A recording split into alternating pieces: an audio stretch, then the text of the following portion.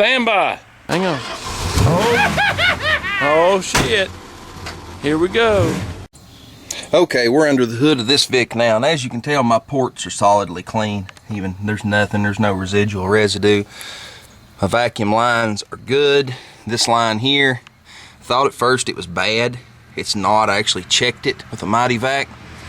It's actually good. It's just the outside of it started to kind of rot. You know, the car that I robbed these parts off of is not a fly-by-wire, so I don't have those parts. Don't have those tubes, or that particular tube. But anyway, here's the gasket. It's just a stainless shim. As you can tell, it's not got a whole lot of crud on it at all. I'm not even going to clean this thing up. I'm just going to put it back together. The inside of this is clean as a whistle. I mean, it's just clean. It's not carboned up. It's clean. So we're just going to put this one back on there. But I verified all this noise before I left. Oh, yeah. Got some factory Ford hood shocks. Yeah, these are good. Those, you have to help the hood up. They hold the hood up, but you have to help it up. They're not strong enough for some reason. But anyway, here is the EGR valve. Pretty self-explanatory. One pipe thread. I need to get some anti-seize for that. And you put those bolts on them. I'll anti-seize those and tighten it up. Considering they were a pain in the hind end. Bear with me. Let me find some anti-seize. Okay, we found the anti-seize. Good stuff. Yeah, this is really good stuff. 2400 degrees. Yeah. Meets a mil spec. Oh yeah, good stuff. Yins are gonna laugh, I tell you. I use this in firearms too. I use it for lubricant. Works real great in an AR. That's besides the point. We are going to do, which this is sloppy doppy, trying to do it on camera. We're going to put some on this thread and some on this pipe where it slides up so it'll never stick, because this thing, as you can hear, it's pretty rough. It looks like it had some kind of anti-seize on it before, but it's pretty well gone. We're going to put some on the thread bolts that go into them holes, and that's about it. Let's get this thing slapped on there before it gets dark. Oh yeah. Well, we got the EGR valve on, 2 bolts through to hold it on. The pipe screws in the back screwed in. The only other thing we have left to do, which I'm going to go ahead and show you this just because it's a pain in the ying, and it's just this bracket that goes on here that bolts down.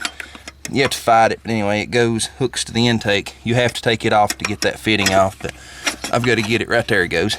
Yeah, like I said, you have to fight with it sometimes to get it stuck. But all it does really is just kind of heat shields from that pipe up against these wires and whatnot. There's 2 screws holds it down, and after you get those in, you got to put your nice little V8 cover back on the top. But let's get that done. Okay, we got our little bracket in there. Yep. We get it in. I think we just put a little cap back on. And before somebody says it, yes, there is still some pieces of equipment on this car, like this. I don't know where the wires go. I know they're no longer connected to the headlights. That's another video, because I had one high beam headlight. Yeah, kind of aggravating. I knew what it was, I knew exactly where to go, but you know, that goes to, the best I can tell, all it went to was the headlights, and it's disconnected from them. I don't know where the wires go inside, and I don't know if there's any power to that. I haven't tested it yet. It will come off. It's coming off the car, but not until I verify there's no hot leads going to be left laying behind. I mean, I don't want to insulate a bunch of wires. It's unnecessary, but as you can tell, there's a bunch of plastic wiring coming off this thing. You know, going to the headlights. This is going back to the battery. You see what I'm saying? There's a lot of hot here. And I don't know where this whole loom right here, there's another wire going into the car. It goes to this. I got the fuse out of that. I don't have a damn clue what that is. Maybe it's a ground. Yeah, it's a ground. So it don't look like there's a whole lot here. It looks like the main power's pulled off the battery. But like I said, I haven't got that far. I do have to take the battery loose here in a few minutes. I'm going to poor boy reset this thing instead of going digging out the scan tool. But I don't know if I'm going to fool with that tonight or not. But anyway. You find a lot of odds and ends and loose wires in these cars. You just have to start going through them with a tester. It's just all there is to it. You would have seen the mess I pulled out of the trunk. Oh yeah, there's a power port in the trunk. There's hot wires everywhere. So I'm just going through and gradually pulling this crap out of this car. You know, it's kind of funny. I usually, you know, a lot of you wind up with these cars that they've been de-equipped to the point that they've took parts off of them that are necessary for the car to run. I get these damn things, and when I wind up with them, they're still about halfway equipped, if not more, and I have to sit and reverse engineer instead of fixing problems. It's crazy. But anyway, that's my life. You know, I do wind up with a lot of these cars, a lot of shit on them, just because, you know, it's one of those things. Most of these people, a lot of these cars that I do get, I get them from people I do know. And they just leave the shit on them because they know that I'll take it. Would rather take it off and do it right than for their strippers to strip them. So that's exactly what's happened here. It was partially stripped and left alone, I do believe. So, but anyway, I'm finishing it off, doing it right, you know. These people that strip these cars do it in a hurry and yank and cut and gouge and carry on, you know. And they look like shit when you get done. And I would much rather just do it my damn self. By the way, if you ever wondered, it's just a 1/2 inch extension. But like I said, be sure to anesthesize your shit. Yep, your EGR valve. If you don't, you may never get it off again. And before you get ready to put this car back into service or back on the road, however you want to put it, make sure your electrical connector is connected. Make sure your vacuum lines, the red ones, are connected. Make sure your pipe is tight and the heat shield is in place. And you're good to go. Oh, and don't forget to put the gasket in between it. That might help. Well, we're going to poor boy reset. And y'all know how that works. You take a hot and cold loose right there. Touch them together about 20 seconds, hook them back up, fire in the hole, should be good. Car is to relearn your driving habits.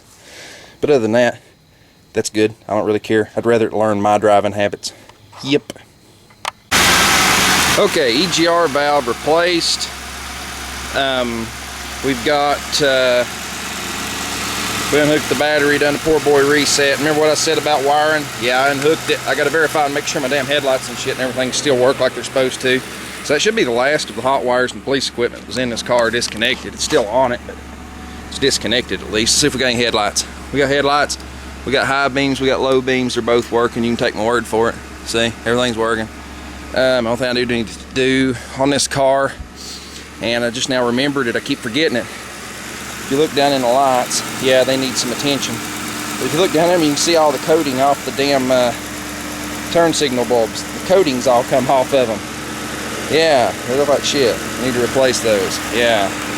Anyway, but yeah, I think we got everything fixed. We got all the lights out in the dash. And I got this car, we had an airbag light, code number 18. If you got a Vic and it's code number 18, I think I done a video on this, but your culprit is that damn light right there. It's called a jewel. Yeah. Replace it for code 18. Go away. Go bye-bye. But check engine light's off, so hopefully it stays off. All we gotta do is put that ashtray assembly in, and this, that, and the other, and Bob's your uncle and all that good stuff.